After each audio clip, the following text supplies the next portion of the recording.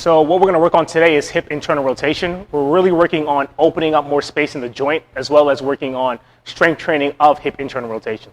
So I only have one prop here, a medicine ball. You can use a yoga block or a foam roller or a book, but we're going to really try to open up some space just by using one prop. And the goal here is we're going to really using the prop to really push into the ball to create force into our joint. So what we'll do here is we'll first just really sit in this position, trying to get comfortable. And if you feel some cramping, go into your breathing, or you can rotate, oscillate back and forth just to kind of get the hip used to sitting in this position. Okay? So like I said, you can play with the leg and see where you feel comfortable. The further the leg is, the more stretch you'll feel in your hip. The closer it is, the less stretch. Okay, so find that comfortable position. And also my hands are down, not on my thumbs, on my palms, really trying to just brace me and give me a foundation. And I'm going to use the ground to push off as I do this rotation. So the goal is the first 1 or 2 minutes you want to sit in this position and kind of melt. Okay? You can use a yoga block or a foam roller or a medicine ball, but something that will allow you to push force into the knee.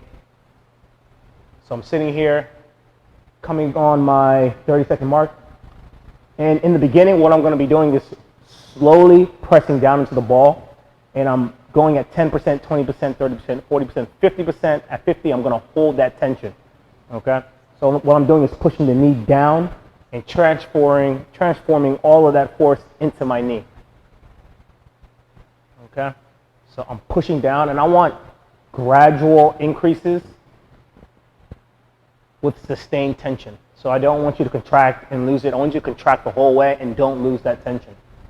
Okay? So I'm going to get comfortable. And I'm really going to start applying force into the ball as you see the ball.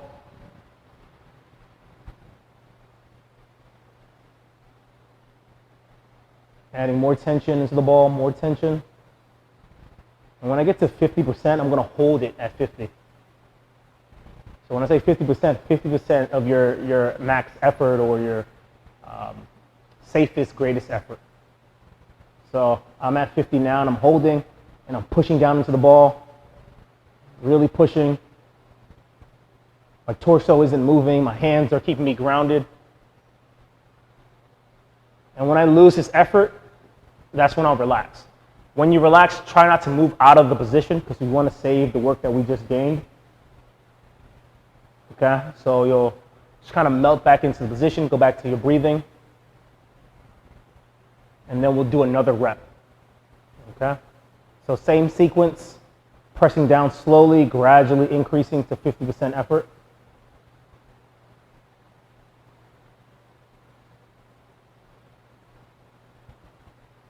Okay, I'm at 50, and I'm going to hold 50. Hold, hold, hold, for as long as I can with that 50% tension.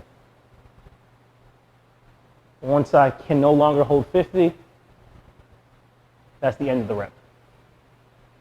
Okay, we'll go for one more. This time I'll try to bring my leg out and also try to rotate into your hip. Okay, because the goal is we're trying to gain more access to internal rotation and more space into our hip. Okay, so once we get there, start gradually pushing in at 10%, 10 to 20, 20 to 30, 40 to 50, and we're holding 50.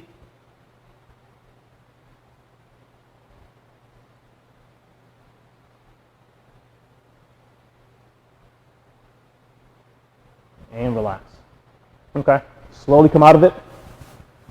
And what I like to do here is go into some hip rotations. So back into our 90-90, down, and I'm feeding all that work that we just did back into my joints. Okay. So using the same tension to really feed that information back into our joint. Okay. That's internal rotation, strength training, and joint space work. Try it out. Let me know what you think.